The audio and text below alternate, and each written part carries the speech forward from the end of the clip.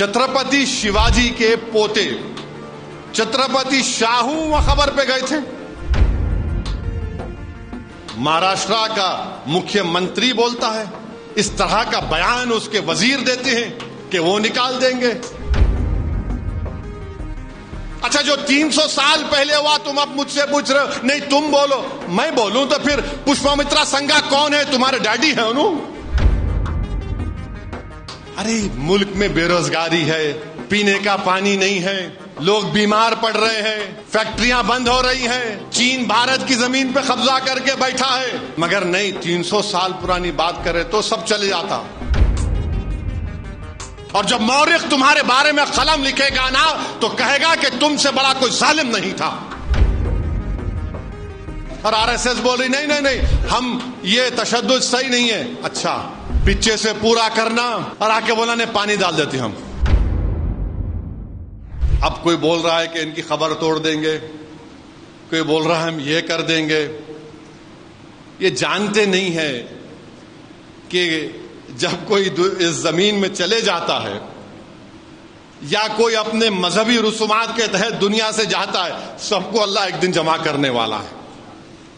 तुम आज बड़ी बड़ी बातें कर रहे हो ना, इंशाअल्लाह ताला हम उस दिन कामयाब होंगे। आज तुम इख्तिदार के नशे में आकर तुम बकवास बक रहे हो, तुम बकवास बक रहे हो, तुम नफरत के मजाहरे कर रहे हो। एक महाराष्ट्र का मुख्यमंत्री बोलता है, इस तरह का बयान उसके वजीर देते हैं कि वो निकाल देंगे। और फिर जब गड़बड़ होती बोलते नहीं नहीं वो पिक्चर की वजह से गड़बड़ हुई। अच्छा, पिक्चर की वजह से गड़बड़ हुई? तुम क्या कर रहे थे? तुम्हारा ही शहर है ना वो नागपुर। और क्या किया इन्होंने? कुरान करीम की आयतें जिस चादर मुबारक पर जला दिया। दोपहर में जाकर कंप्लेन दिया गया कि एक्शन लो। और जाहिर है बाद में तशद्दुद हुआ, हम उसकी मजम्मत करते हैं, कंडेम करते हैं। मगर आप बोल रहे नहीं पिक्चर की वजह से हुआ। अच्छा, पिक्चर की वजह से हो रहा है सब। और आप क्या कर रहे हैं? हाथों में मेहंदी लगी हुई है आपकी, आप हुकूमत आपकी, पुलिस आपकी, इंटेलिजेंस फेलियर आपका। क्यों कर रहे हैं सब ये? अरे लॉ एंड ऑर्डर अगर पैदा हो रहा है तो तुम्हारी वजह से हो रहा है। तुम्हारे जो लोग आज वजीर बने बैठे हैं वो मुसलमानों के खिलाफ गंदगी, बकवास और जहर को फैलाकर मंत्री बन चुके हैं। उनको कुछ नहीं कर रहे हैं। ने खबर को निकाल देंगे, उसको निकाल देंगे, ये निकाल देंगे। अरे रूल ऑफ लॉ से चलेगा या तुम्हारी मनमानी से चलेगा? बताओ हमको। बोल दो कि इस देश में कानून नहीं है, जिसकी लाठी उसकी बैच चलेगा क्या? फिर रूल ऑफ लॉ कहां है? फिर आइन से चलेगा, संविधान से चलेगा या तुम्हारे जोर पर चलेगा?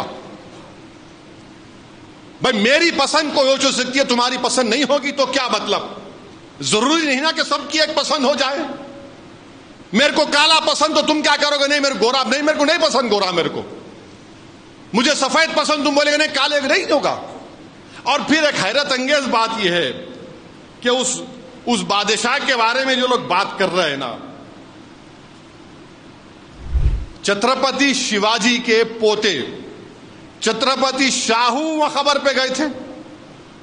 ये मैं नहीं बोल रहा हूं, आज से 2 दिन पुराना इंडियन एक्सप्रेस का अखबार है, जीशान शेख के नाम से डालो हजरत गूगल में, बेकार चीजें देखते आप लोग। उस आर्टिकल में लिखा कि छत्रपति शिवाजी के बेटे खबर पे गए। अब क्या बोलेंगे उनको आप?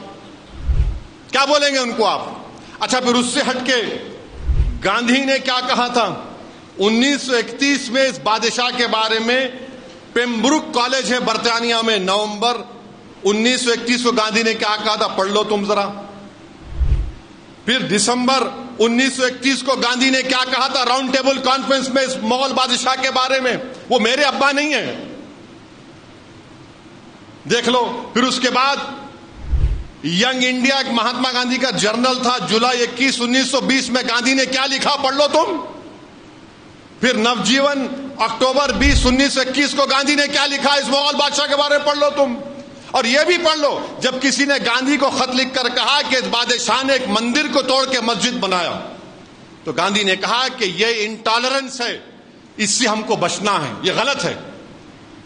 गांधी ने यह भी कहा, मैं भी गांधी से डिसएग्री करता हूं, मैं बहुत से गांधी के चीजों से उसकी मुखालिफत करता हूं, तो क्या मैं बोल दूं, जाके तोड़ दूं? अरे तुम तोड़ने के लिए आए या जोड़ने के लिए आए, बता हमको।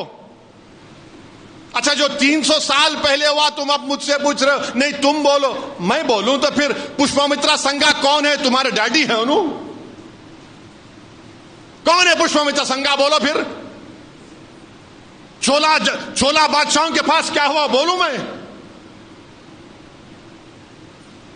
अरे मुल्क में बेरोजगारी है, पीने का पानी नहीं है, लोग बीमार पड़ रहे हैं, फैक्ट्रियां बंद हो रही हैं, चीन भारत की जमीन पे कब्जा करके बैठा है।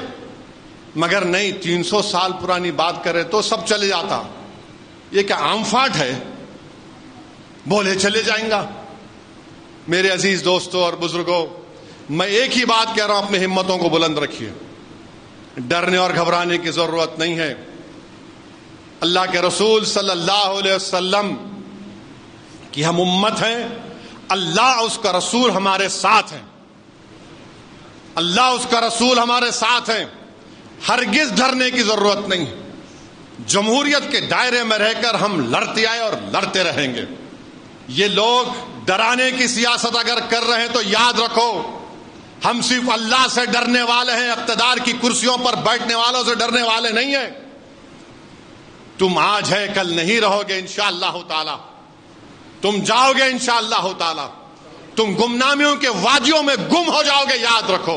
और जब मौरिख तुम्हारे बारे में कलम लिखेगा ना, तो कहेगा कि तुमसे बड़ा कोई जालिम नहीं था जिसने आइन की धज्जियों को उड़ा दिया।